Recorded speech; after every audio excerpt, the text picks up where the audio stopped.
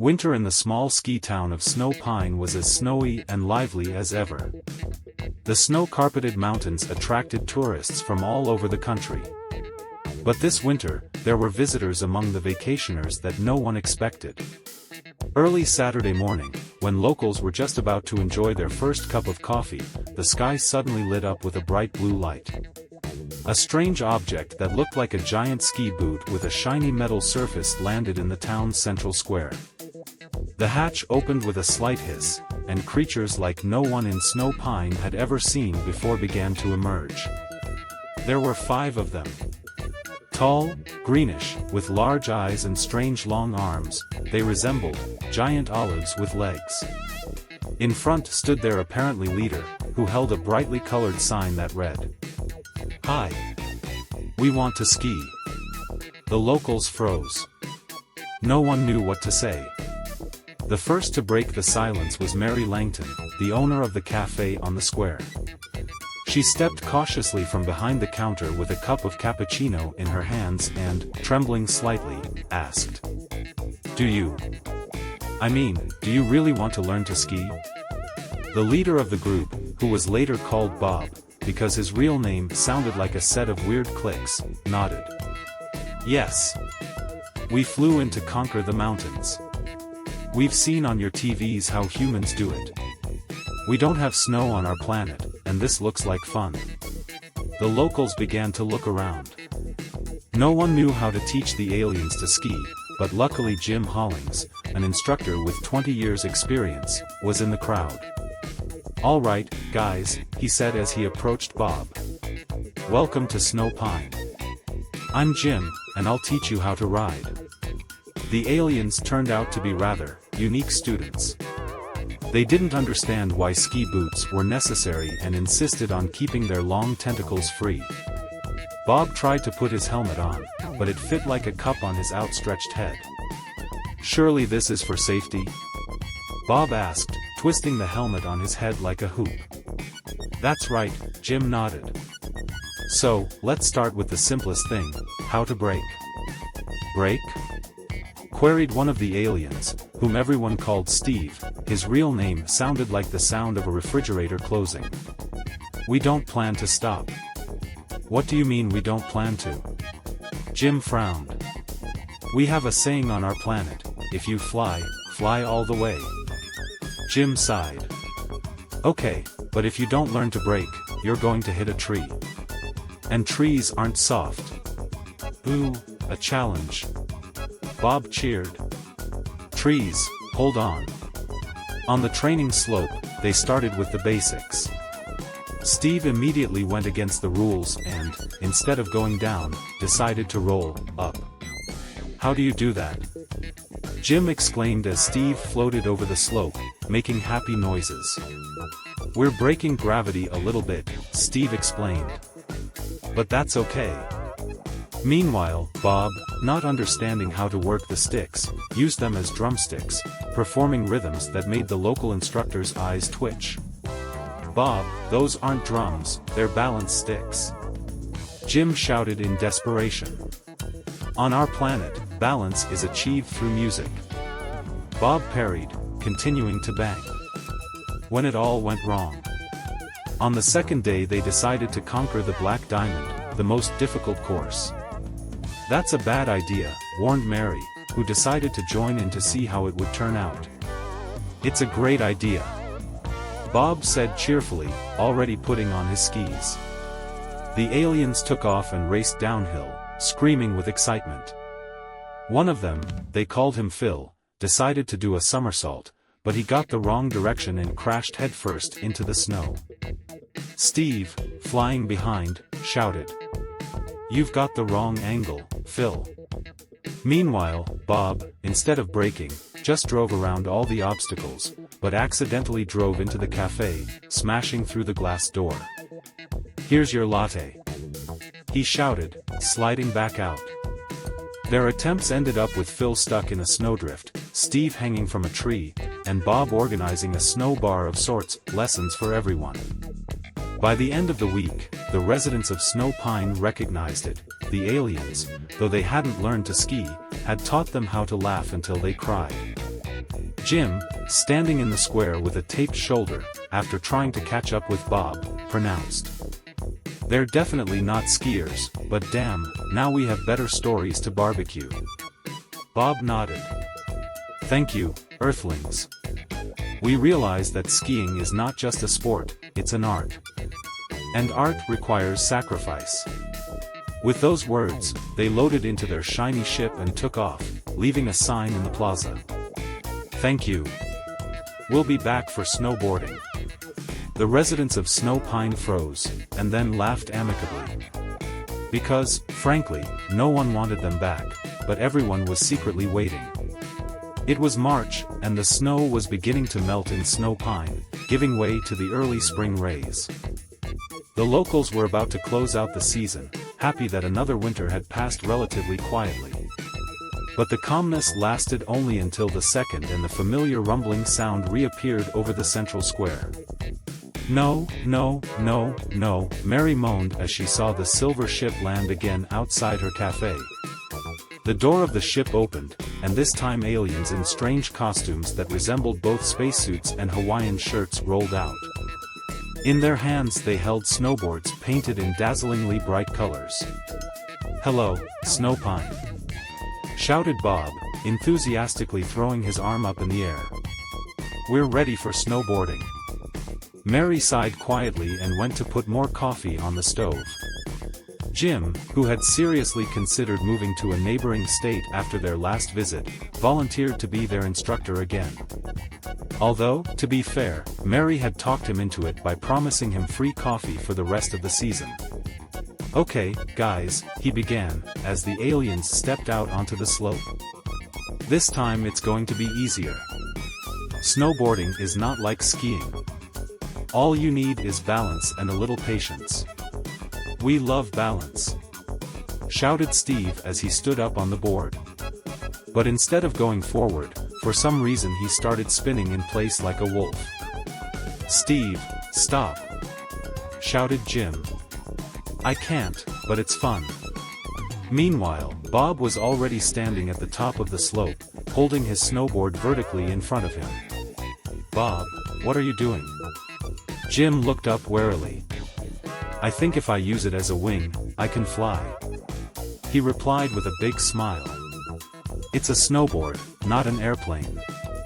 We'll see." He pushed off and did indeed take off, but not for long. 5 seconds later Bob, after flipping 3 times in the air, landed right in a snowdrift. By the third day, the aliens began demonstrating their own skating techniques. For example, Steve came up with what he called gravity surfing. He would rise a couple feet above the ground while balancing his snowboard in midair. It looked spectacular until he crashed into a tree.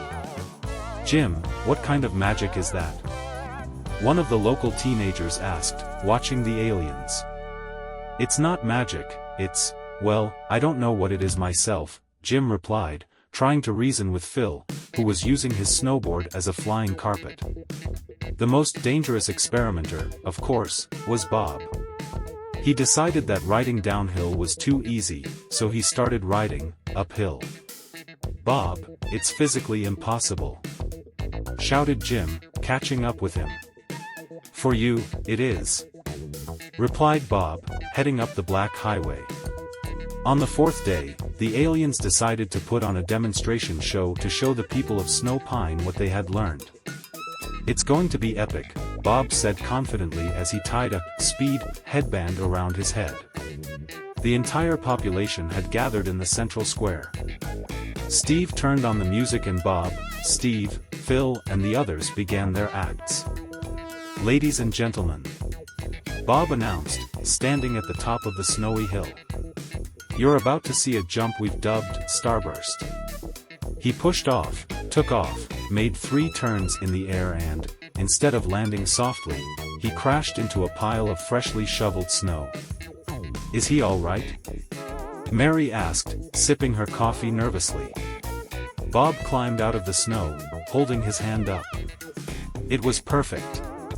When the day of their departure came, the residents of Snow Pine were even a little sad. "You guys, you've been weird," but we'll miss you," Mary said as she handed Bob a thermos of hot cocoa. "Thanks, friends," Bob replied. "We'll be back when we find out what did you say?" "Oh yes, a sled." The villagers froze. "No," they shouted together.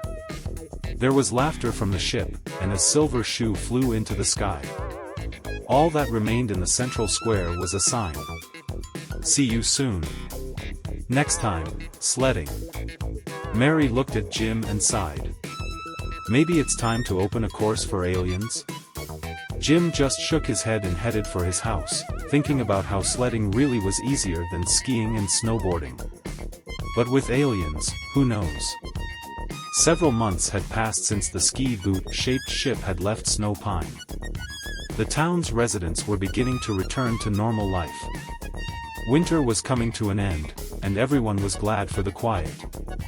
However, deep snow still covered the slopes, as if deliberately waiting for the return of those who could turn the simplest descent into chaos. And then, on one particularly quiet Saturday evening, the familiar rumbling sound was heard again in the central square. "No, not again," Jim moaned, watching the shiny ship land again, but this time with a sled tied to its top like Christmas decorations. The door opened, and out into the snow stepped Bob, waving his arms vigorously. "Snow Pine, we're back." "We noticed," Mary said dryly, wiping down the counter by the window of her cafe. "What is it this time?" "Sleds," Bob said triumphantly, pointing to the mountain of colorful plastic, wooden, and even metal sleds his crew was unloading from the ship. "We've learned that riding on them is easier and much more fun." Mary looked at Jim. "Get ready, old boy. It's going to be a long day." "Sledding is really easy," Jim began, explaining the basic rules to the aliens. "You get on, push off, and then just go down. The main thing is, don't try to steer too hard or you'll flip over."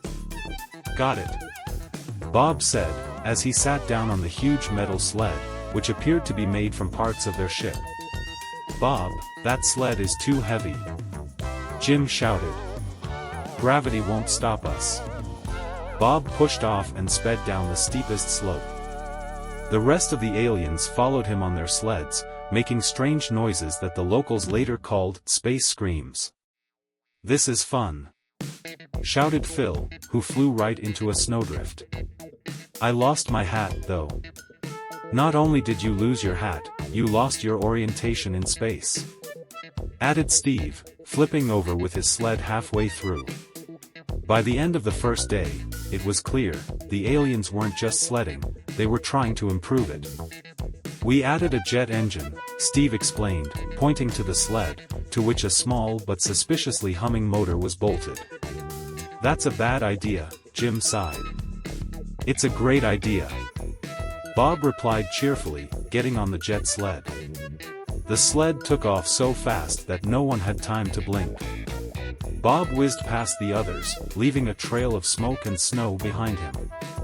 "Pull over," Jim shouted. "How?" came from a distance. The braking was more than spectacular. Bob flew off the track, over a small ravine and landed right in a field where local children were making snowmen. "I'm all right," came from far away. On the second day, the aliens decided that just sledding wasn't fun enough. They started combining downhill sledding with a game they called Snow Duel. "What kind of duel?" Mary asked as she watched Bob hand out clumps of snow to his team. "It's simple," answered Bob. "We roll down the mountain and throw snowballs at our opponents at the same time. Whoever gets to the finish line first wins." "Or whoever hits the tree first," Jim muttered. The residents of Snow Pine, who were not accustomed to giving up fun, decided to participate.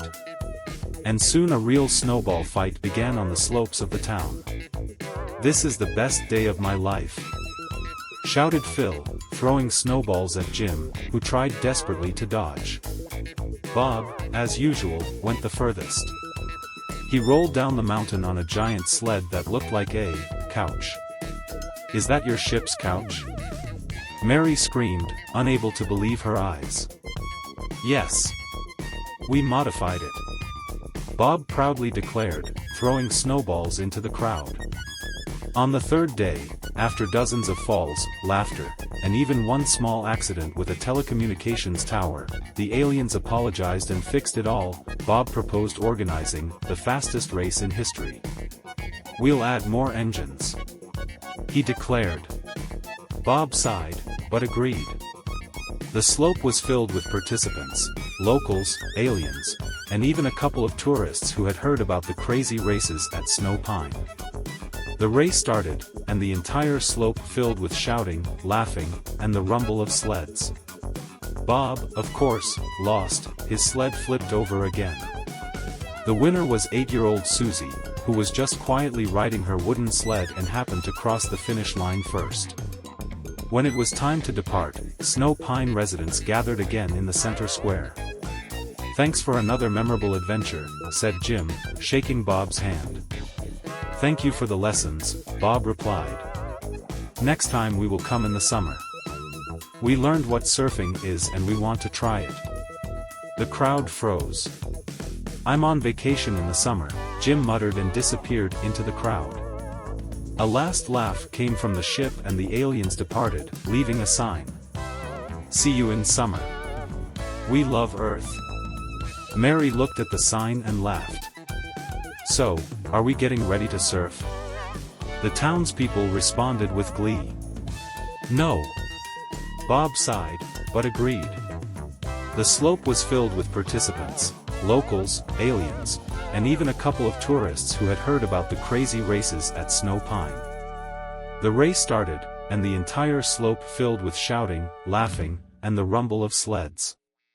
Bob, of course, lost. His sled flipped over again. The winner was 8-year-old Susie, who was just quietly riding her wooden sled and happened to cross the finish line first. When it was time to depart, Snow Pine residents gathered again in the center square. "Thanks for another memorable adventure," said Jim, shaking Bob's hand. "Thank you for the lessons," Bob replied. "Next time we will come in the summer. We learned what surfing is and we want to try it." The crowd froze. "I'm on vacation in the summer," Jim muttered and disappeared into the crowd. A last laugh came from the ship and the aliens departed, leaving a sign.